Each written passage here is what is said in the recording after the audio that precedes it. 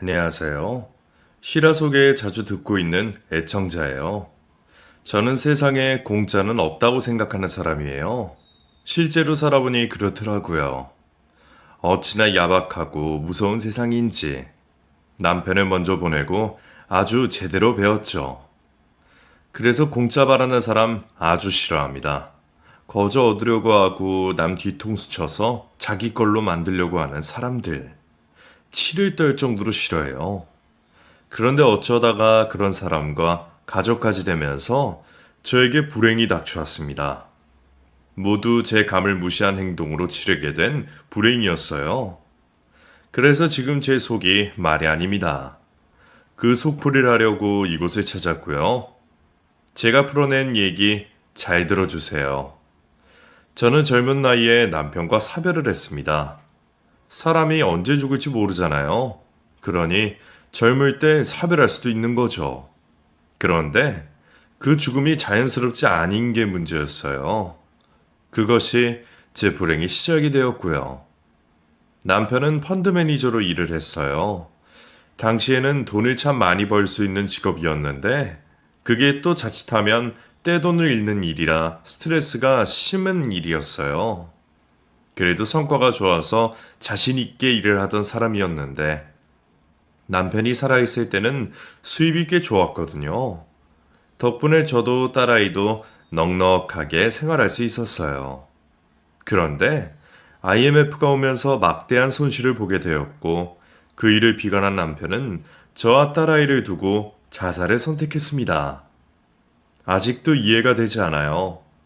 왜 그 지경이 되도록 나한테 상의 한마디를 안 했는지, 왜 한 번도 우리를 생각하지 않았는지 너무 무책임한 사람이었어요. 자기밖에 모르는 그런 사람이죠. 이미 죽은 사람 욕해서 뭐 하겠느냐마는 그때 남편이 먼저 가고 나서 남은 저는 정말 감당하기 어려운 것들로 너무 힘든 시간을 보내야 했어요. 워낙 투자금을 크게 잃은 상황이라 손해본 사람들이 저희 집에 계속 찾아오고 그 일로 사람이 죽은 건 아무것도 아니더라고요. 조금이라도 손해본 돈을 회수하려고 혈안이 된 사람들이 너무나 무서웠어요. 그 상황에 저희를 보호해줄 것은 아무것도 없었고요. 남편의 장례식이 끝나자마자 상황을 수습하기에 정신이 없었고 집에서 아이 키우며 살림만 했던 제가 해결하기에 너무나 큰 일이었어요. 믿을 만한 사람들이 없더라고요. 그렇게 할 수 있는 대로 뒷수습을 하고 나니 저와 딸에게 남은 것은 현금 300만 원이 다였어요. 그것도 겨우 건진 돈이었죠. 살던 집도 넘어가고 가진 것도 없이 외면하시더라고요. 물론 자식 잃은 슬픔이 감당하기 어려우셨겠지만 그게 왜 모두 제 탓인 건지 이해할 수 없었고 이해하고 싶지도 않았어요. 친정 부모님도 사고로 어렸을 때 돌아가신 터라 의지할 곳이 없던 저는 오롯이 혼자서 그 상황을 감당해야 했어요. 저는 딸과 함께 지방으로 내려갔습니다. 그리고 아무도 모르는 곳에 작은 쪽방 하나 구해서 자리를 잡았어요. 너무나 막막했던 그 시절. 다시 생각해도 절대로 돌아가고 싶지 않은 그 순간을 정말 딸아이를 보면서 견뎌냈습니다. 가만히 있다가도 울음이 툭툭 치고 올라왔지만 다 포기하고 싶은 생각이 들어도 아이 얼굴을 바라보며 생각을 돌렸어요. 나는 엄마니까. 엄마니까 다 이겨낼 수 있다며 저 스스로를 다독이고 다독이면서 하루하루를 살았어요. 새로운 곳에 자리는 잡았지만 당장 일할 곳부터 구해야 했어요. 결혼하고 나서는 집에서 살림만 했기에 무슨 일을 해야 하는지 전혀 몰랐지만 근처 시장으로 무조건 나가봤죠. 거기 상가 상인들에게 일일이 사람 구하냐고 물으러 다니다가 중국집에서 주방보조를 구했고 그곳에서 일을 시작했어요. 하루 6시간씩 일을 했는데 그 시간 동안에는 아이가 집에서 혼자 있어야 했어요.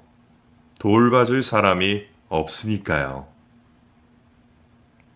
혜인아, 엄마가 올 때까지 문 잠그고 있어야 해. 알았지? 누가 와서 문 열어달라고 해도 절대로 열어주지 마. 엄마, 나 무서운데. 알아. 그런데 어쩔 수 없어. 이제 아빠가 없어서 엄마가 돈 벌어야 하잖아. 알았지?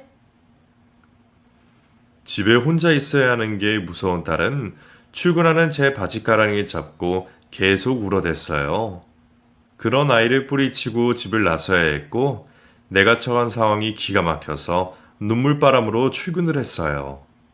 막상 출근을 하고 나면 신세 한탄 같은 건 할 겨를이 없었습니다.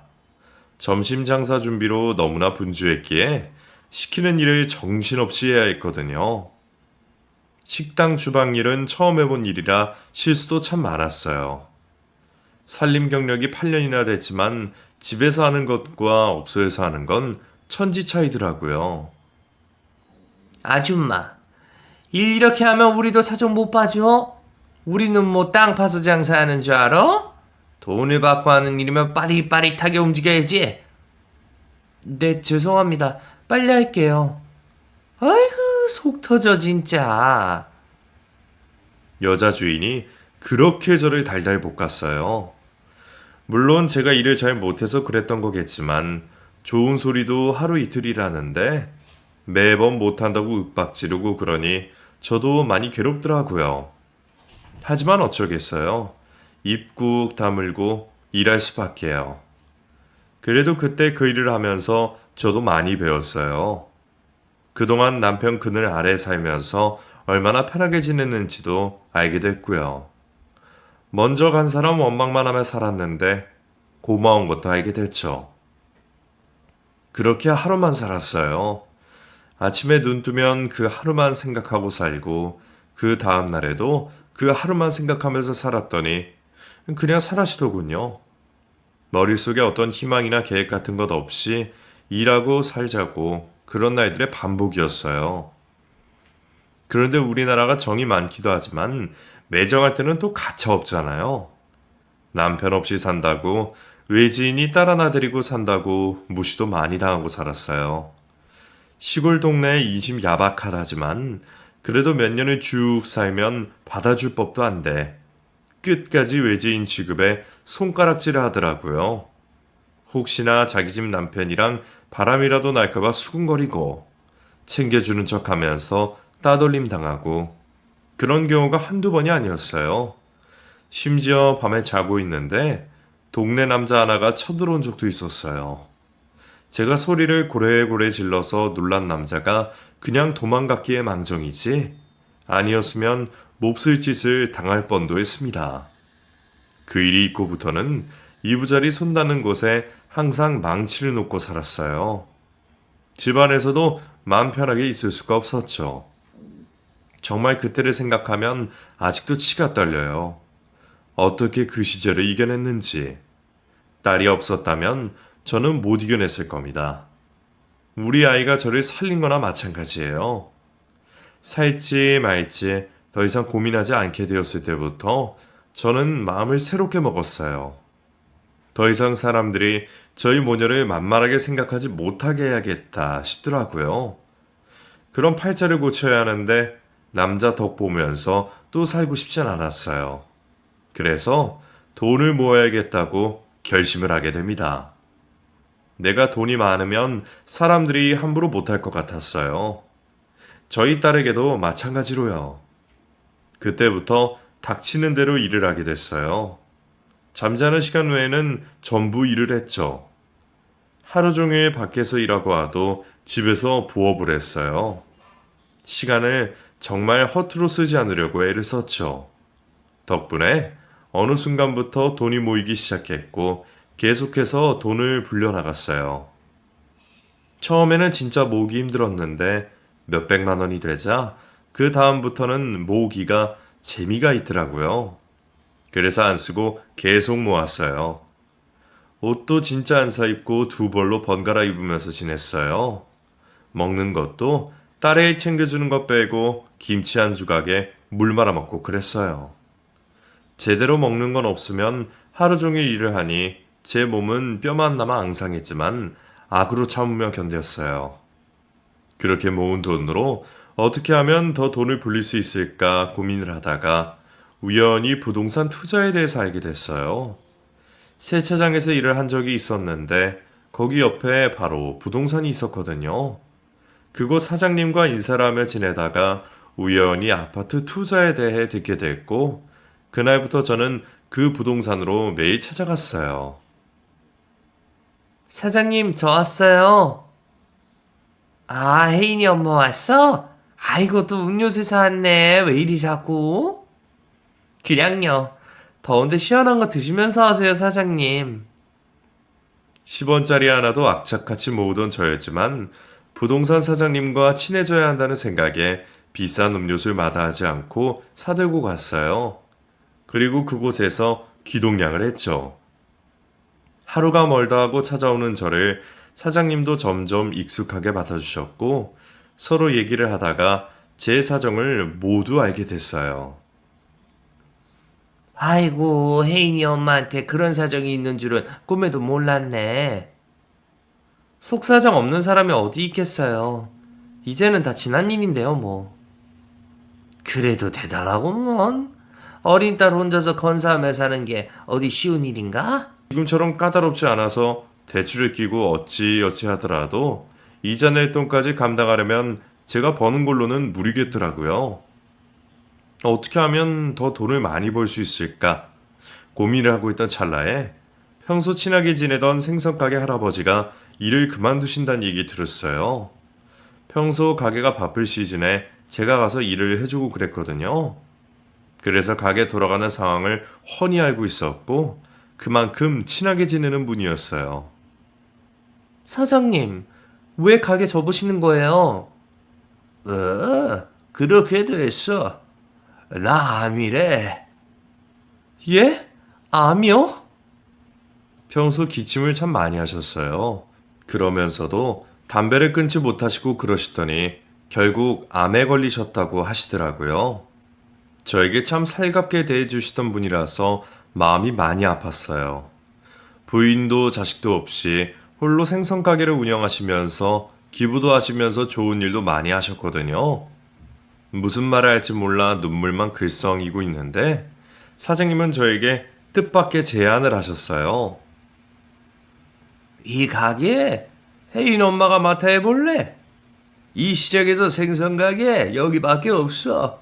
성실하기만 하면 돈 벌 수 있을 거야. 제가요? 제가 이 가게를요? 저 가게 살 만큼 돈도 없는데요. 얼마 있는데 그것만 주고 가져가. 정말요? 그래, 가져가. 사장님은 500만 원에 그 생선가게를 넘겨주셨어요. 권리금 같은 것도 요구하지 않으셨고 생선 공급을 받는 거래처며 납품 거래처까지 싹 다 알려주셨고요. 그간 저를 지켜보시면서 열심히 사는 모습에 그리 마음을 먹으셨다면서 잘 운영해보라고 하셨어요. 사장님께 얼마나 고마웠는지 모릅니다. 남편 말고 어느 누구도 저에게 손 내밀어 주지 않았는데 그래도 악착같이 버티면서 내 나름 열심히 살았더니 이런 기회가 굴러 들어오게 된 거예요. 저는 사장님이 너무 고마워서 몇 번이나 인사를 했어요. 그리고 그날 이후 그분이 돌아가실 때까지 매주 찾아가서 보살펴 드렸고요. 안타깝게도 5년 뒤에 돌아가셨거든요. 자식이 없으셔서 돌아가신 이후의 장례를 제가 직접 다 정리해 드렸고 납고회당까지 모셨죠. 정말 제 아버지 같은 마음으로 챙겨드렸어요. 가게를 인수받고 온 정석을 쏟아 넣었습니다. 시장에서 어느 누구보다 일찍 가게 문을 열고 누구보다 늦게 문을 닫았어요. 그리고 버는 돈 족족이 모아서 부동산 사장님을 찾아갔어요. 어떻게든 아파트 한 채를 사려고 혈안이 되어 있었습니다. 그 생선 가게는 저에게 둘러온 복이었어요. 그리고 그 가게를 디딤돌 삼아 저는 부동산 투자에 모든 것을 쏟아부었고요. 그렇게 20년이 지났습니다. 그러는 사이 저는 아파트가 3채, 상가 건물이 한 채 생겼고 딸도 다 자라서 대학까지 졸업했죠. 정말 치열하게 살아온 세월이었어요. 아끼고 또 아끼며 내 몸 돌보지 않고 살아내 건물주가 될 수 있었으니 얼마나 저 스스로가 대견하겠어요. 그렇게 원하던 것을 이루고 나서 살만해지니 딸아이가 눈에 들어왔습니다. 어릴 때부터 밖으로 돈 벌러 다니느라 제대로 돌봐주지 못한 불쌍한 내 딸. 제가 일을 하러 나가 있으면 혼자 하루 종일 집에 있으면서 때 묻은 곰인형 하나 의지하고 저를 기다리던 착한 내 딸. 이제는 제가 다 이뤄내 딸아이 원하는 건 무엇이든 해줄 수 있는 사람이 되었는데 아이러니하게도 딸은 마음에 병이 생기고 말았어요. 워낙 보살핌을 못 받고 자라서인지 불안증이 심각했어요. 그래서 어디 혼자 가는 걸 극도로 힘들어했고 당연히 성적도 바닥을 기었죠. 대학을 갈 수 있는 정도도 되지 못해 겨우겨우 지방대에 입학해 졸업장만이라도 건질 수 있게 하려고 정말 신경을 많이 썼어요. 하지만 딸은 성적도 대학 졸업장도 관심이 없었습니다. 그러니 제가 얼마나 속이 상했겠어요. 대학에 입학하고는 몇 번의 연애를 했었는데 하나같이 만나는 남자들이 이상했어요. 심약한 우리 딸 이용해 먹으려는 논팽이들만 들러붙는 거죠. 너 이번 달 카드값이 왜 이래? 무슨 돈을 이렇게 많이 썼냔 말이야. 한 번은 용돈 쓰도록 준 카드 대금이 200만 원 넘게 나온 적이 있었어요. 내역을 보니 죄다 식당에 영화관에 쇼핑 목록이더라고요. 필요한 옷이나 가방, 신발들은 제가 다 사주는데 아무리 봐도 금액이 너무 크다 싶어 물어봤더니 딸이 머뭇거리면서 말을 하더군요. 그거 제식이 오빠가 필요하다고 해서 사왔어. 뭐? 그럼 이거 전부 그 녀석 거 산다고 썼다는 거야? 걔 거를 네가 왜 사줘? 선물해달라고 조르니까 거절을 못해서. 혜인아. 딸은 그 남자가 헤어지자고 할까봐 해달라는 대로 다 해줬고 한번 맛을 들인 그 녀석이 우리 딸을 이용해 먹은 거죠.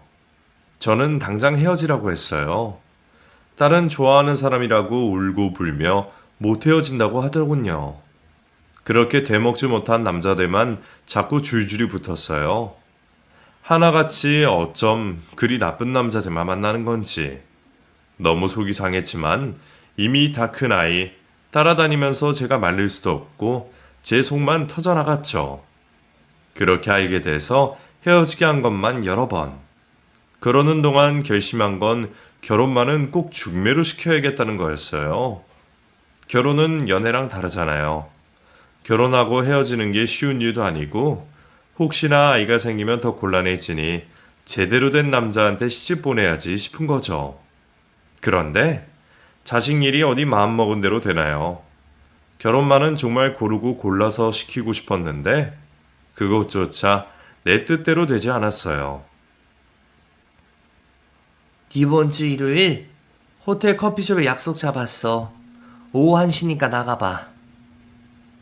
나 선보는 거야?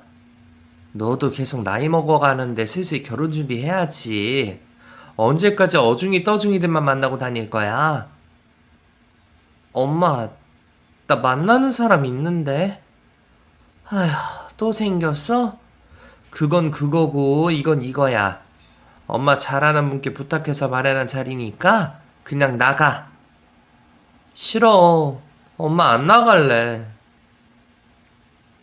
딸은 만나는 사람이 있다면서 선자리에 나가지 않겠다고 고집을 부렸어요. 그냥 내 말대로 해주면 좋을 것 같은데 또 고집을 부리니 속이 터질 것 같더군요. 그래서 만나는 사람 한번 보자고 했어요. 내 눈에 들면 허락하겠다면서요.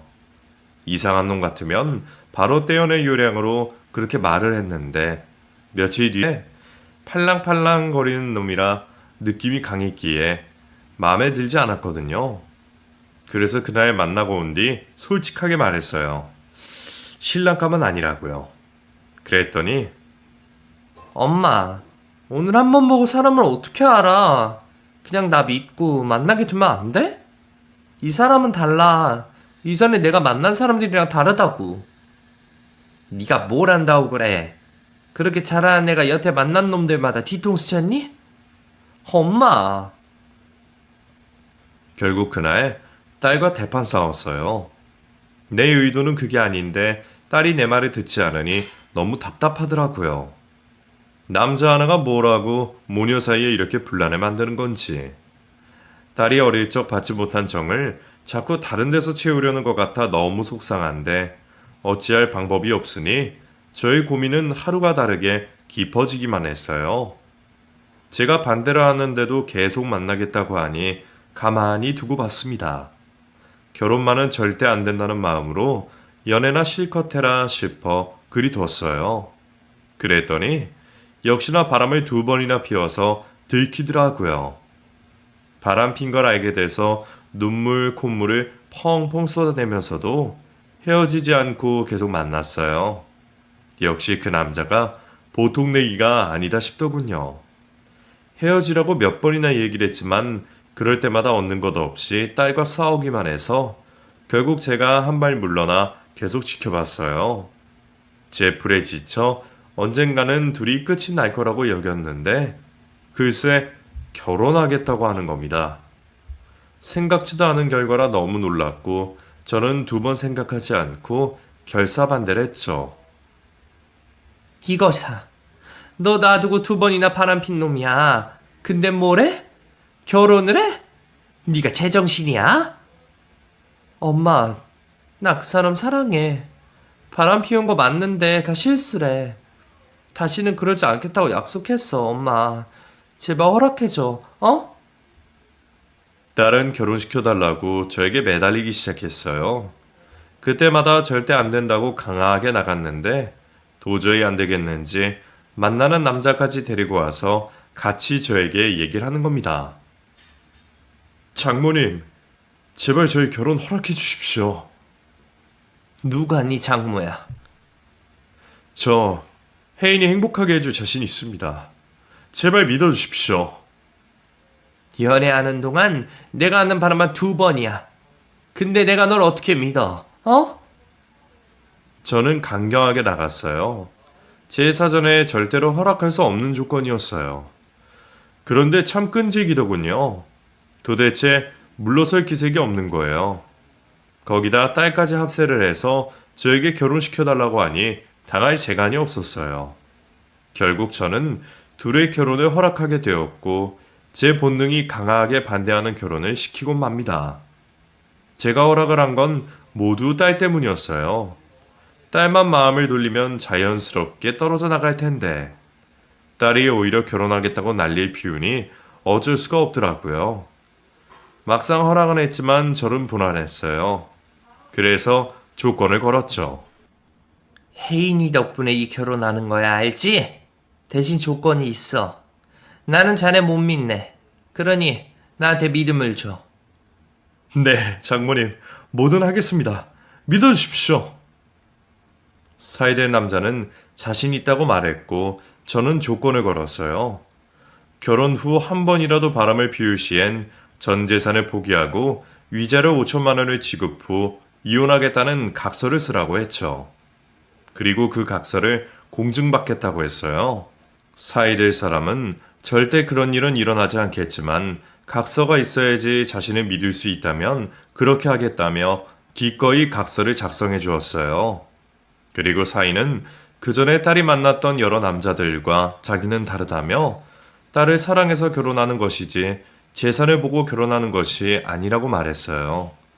그리고는 대출을 조금 받아야 하긴 하지만 신축 아파트에서 신혼을 시작할 형편은 된다며 말했어요. 저는 그 말에 마음이 조금 움직였어요. 썩 내키지 않는 사귐이었지만 저는 딸의 결혼을 축하해 주었어요.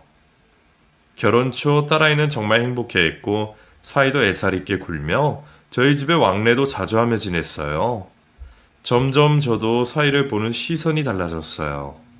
그리고 저는 힘들게 직장 생활하면서 번 돈으로 아파트 대출금을 갚고 나면 모을 돈도 없고 그러면 돈 버는 재미가 없어진다며 사이에게 신혼집을 마련할 때 받았던 대출금을 갚으려고 돈을 해주었어요. 사위는 아니라며 젊었을 때 고생은 사서 한다며 마다했지만 저는 사위뿐만 아니라 제 딸이 돈 걱정 없이 여유롭고 풍족하게 살고 싶은 마음이 컸던지라 고집을 피워 아파트 대출금을 다 갚아주었어요. 사위는 너무 감사하다며 더 잘하겠다며 한박 웃음을 지었죠.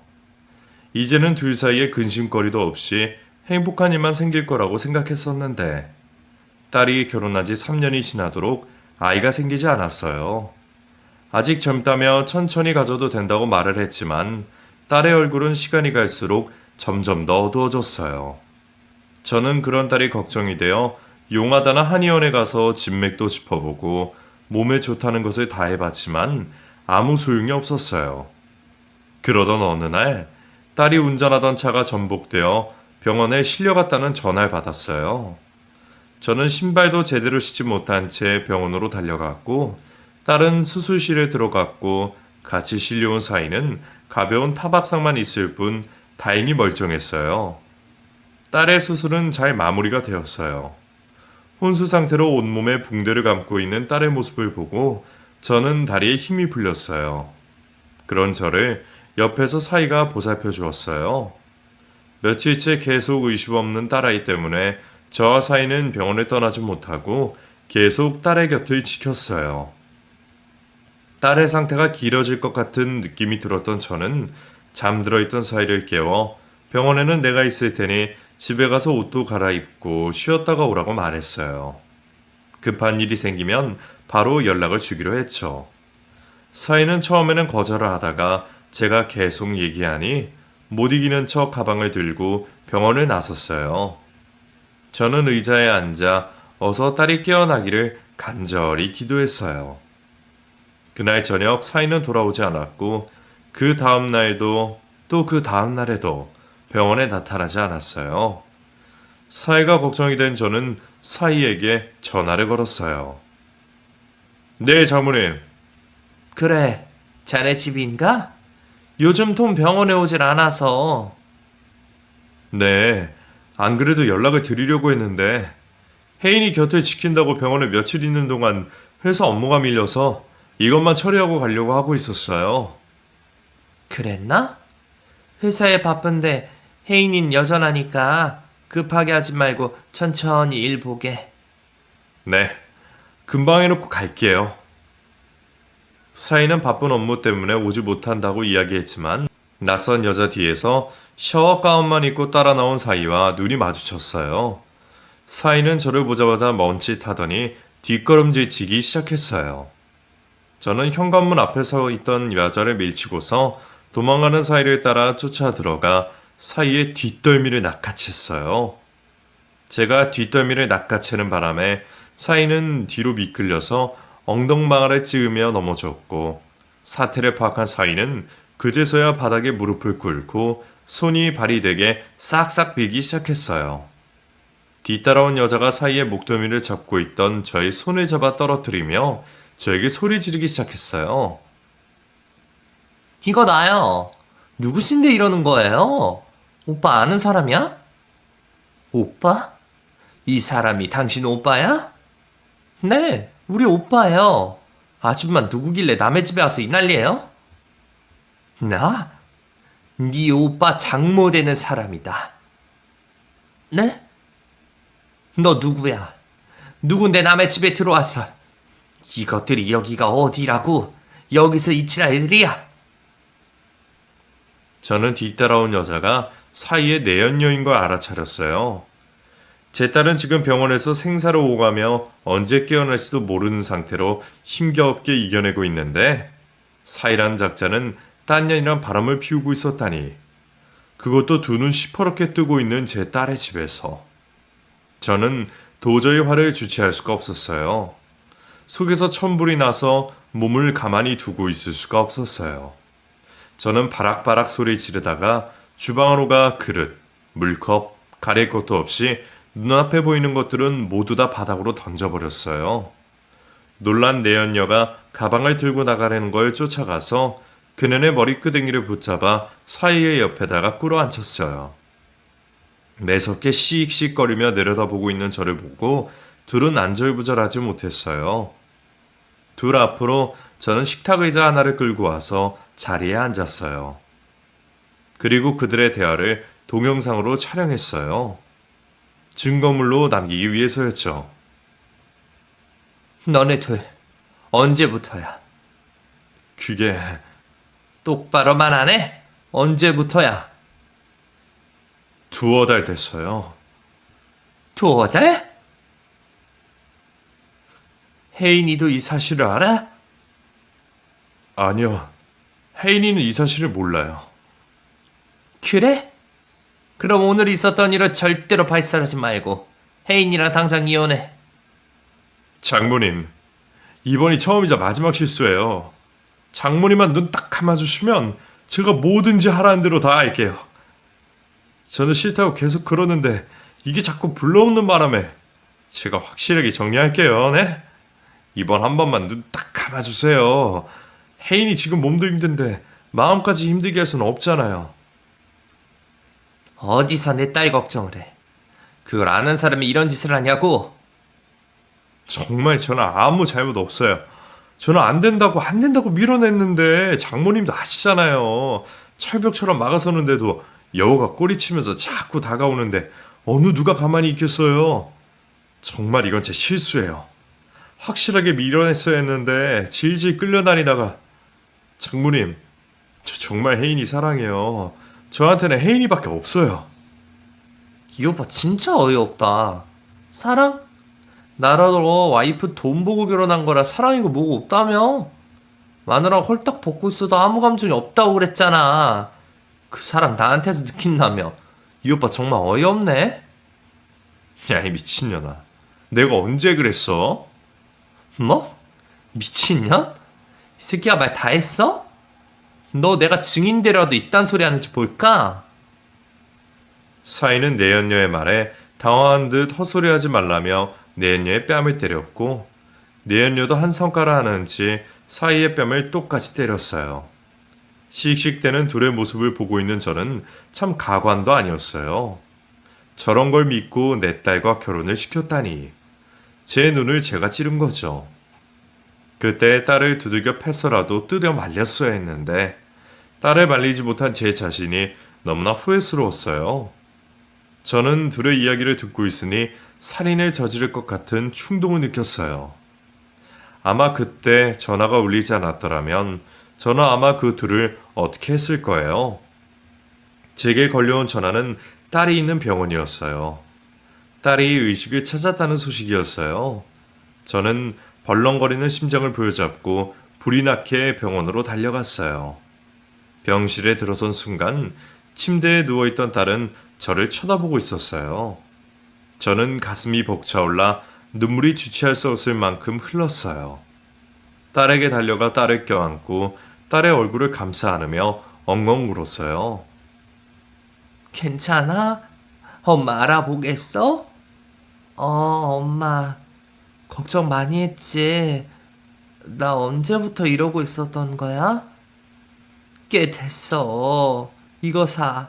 나는 네가 못 일어날까봐 얼마나 노심초사했는데. 암만 내가 엄마 혼자 들고 어딜 가겠어. 그래. 엄마 혼자 두고 가래가 아니지. 하나님 아버지 감사합니다. 그동안 나 때문에 고생 많이 했지. 아니야, 나보다는 네가 고생이 더 많았지. 장하다 혜인아. 엄마, 근데 이 사람은 어디 있어? 누구? 아, 너랑 같이 사고 나고 다행인 건지 아닌 건지 너만 많이 다치고 그놈은 멀쩡해.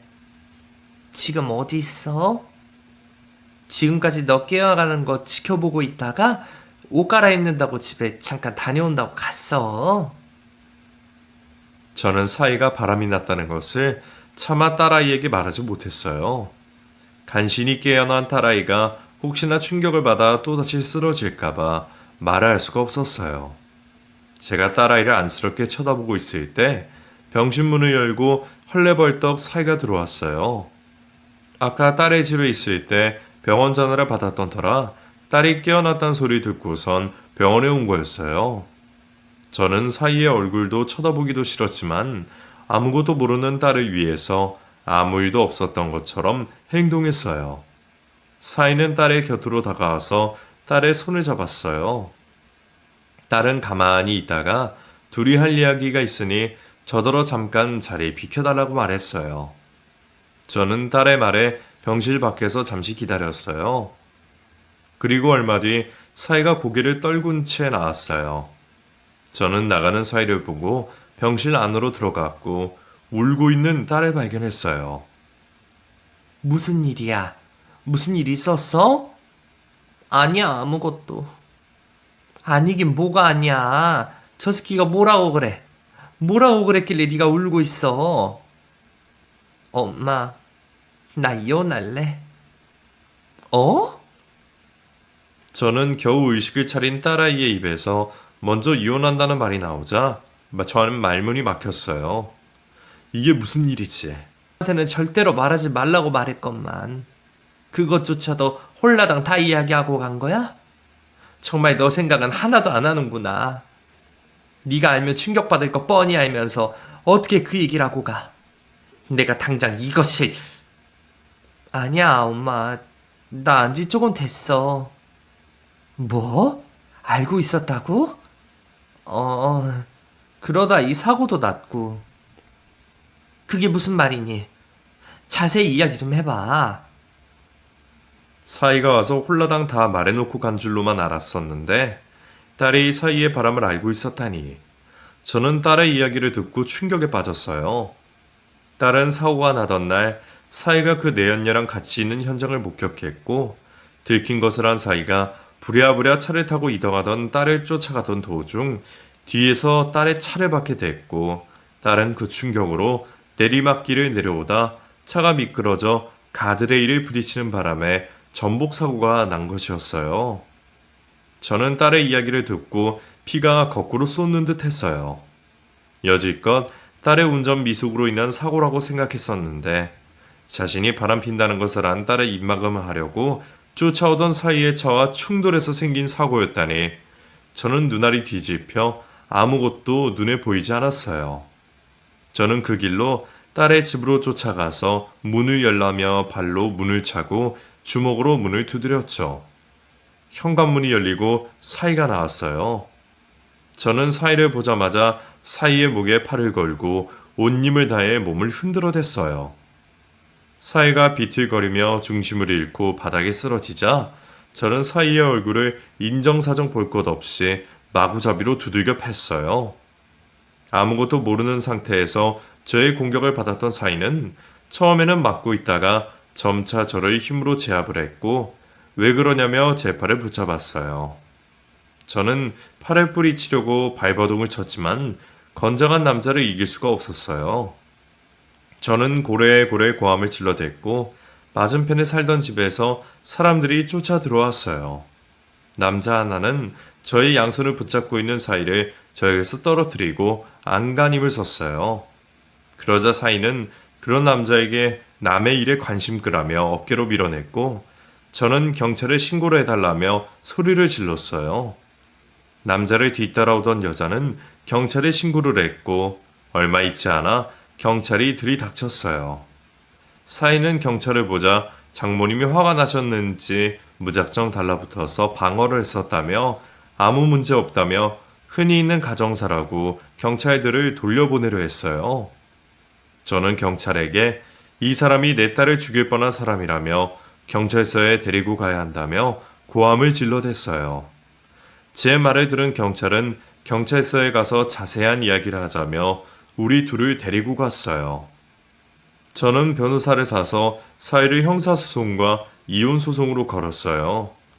결혼하기 전 바람피다가 결릴 경우 모든 재산을 포기하고 위자료도 5천만 원을 지급한다는 각서와 사이와 내연녀의 대화가 남긴 동영상을 증거로 제출했어요. 사이는 재판을 통해 죗값을 받기 위해 감옥에 들어갔어요. 딸은 지금껏 자신의 돈을 보고 접근했던 다른 남자들과 다를 거라고 생각했던 사이에게마저도 배신과 버림을 받게 되자 심한 충격을 받았고 정신과 치료를 받으며 심신의 안정을 찾으려고 노력했어요. 또한 재활 치료도 꾸준히 받았고요. 몸이 나아지는 건 눈에 보이지만 병든 마음이 나아지는 건 눈에 보이지 않으니 딸의 상태를 저는 가늠하기가 힘들었어요. 아직까지도 딸은 다시는 남자와 만나지 않겠다며 남자에 대한 안 좋은 감정이 있어 사회생활도 힘들어요. 하지만 언젠가는 건강해진 몸과 마음으로 세상을 살아갈 수 있을 거라고 믿고 있어요. 꼭 그렇게 되길 바라고요. 그렇게 위해서 저 먼저 그곳에서 벗어나게 해야겠죠. 있었던 일을 없었던 일로 만들기엔 너무 힘들겠지만 딸을 위해서 저도 마음을 다잡아 보려고 합니다. 이렇게 사연으로 남아 제 속풀이를 하게 되니 마음이 한결 가벼워지는 것 같아요. 제 이야기를 들어주신 청취자분들께 너무나 감사드립니다.